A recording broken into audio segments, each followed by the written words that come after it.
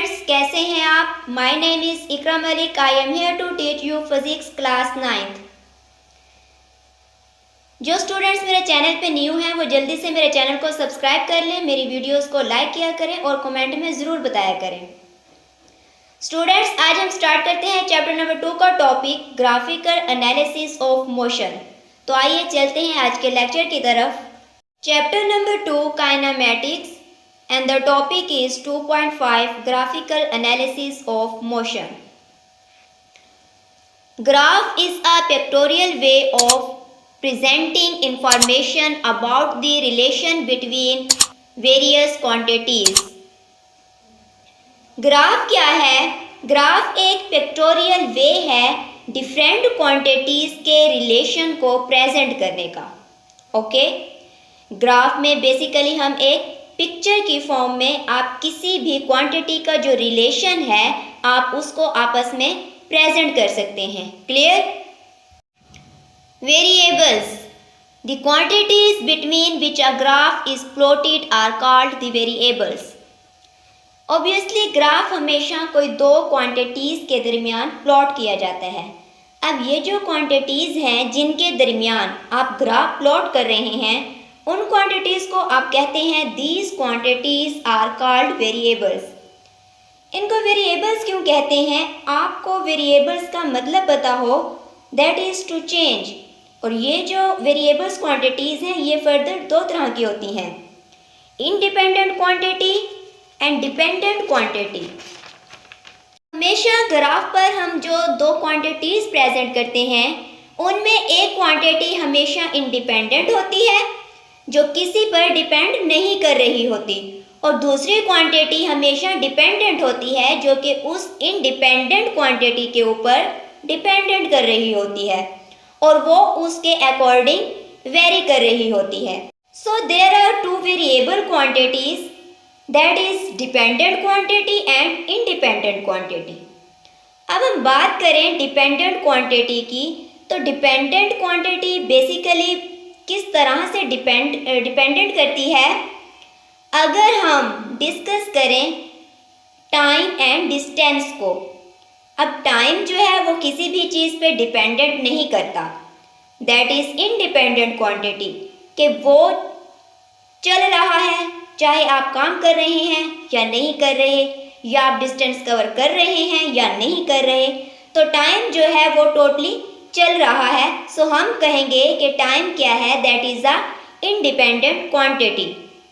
And similarly like distance, अब आप चल रहे हैं, डिस्टेंस कवर कर रहे हैं, इसमें कोई ना कोई टाइम तो कंज्यूम होगा। दैट मीन्स कि डिस्टेंस किस पर डिपेंड कर रहा है? That depends upon time. So हम कहेंगे कि डिस्टेंस क्या है, वो एक डिपेंडेंट क्वांटिटी है। क्लियर? अब डिस्कस करते हैं कि डिस्टेंस टाइम ग्राफ क्या है। Distance time graph, it is useful to represent the motion of objects using graphs. ये इस्तेमाल किया जाता है डिफरेंट ऑब्जेक्ट्स के मोशन को रिप्रेजेंट करने के लिए कि हम उनको ग्राफ के थ्रू रिप्रेजेंट कर सकें। अब अगर तो किसी बॉडी का मोशन जो है वो बिल्कुल स्ट्रेट लाइन में है, दैट मीन्स कि वो बॉडी अगर हम कहें कि डिस्टेंस कवर कर रही है या हम कहें कि डिस्प्लेसमेंट कवर कर रही है, तो वो दोनों चीज़ें बिल्कुल सेम होंगी, क्योंकि स्ट्रेट लाइन मोशन है। तो स्ट्रेट लाइन मोशन में डिस्टेंस भी उतना होगा और डिस्प्लेसमेंट भी उतना होगा। सो इन स्ट्रेट लाइन मोशन आप डिस्टेंस और डिस्प्लेसमेंट को इंटरचेंज कर सकते हैं। अब इंटरचेंज कैसे करते हैं कि अगर बॉडी ने डिस्टेंस कवर किया तब भी ठीक है और अगर बॉडी ने डिस्प्लेसमेंट कवर किया तब भी ठीक है, तो ये दोनों यहाँ पर सेम होंगे। और अगर स्ट्रेट लाइन मोशन है दैट मीन्स कि डिस्टेंस और डिस्प्लेसमेंट सेम है, तो इसका मतलब ये हुआ कि स्पीड और वेलोसिटी भी वहाँ पर सेम होगी, कि जितनी एक बॉडी की स्पीड है उतनी ही उस बॉडी की वेलोसिटी भी होगी।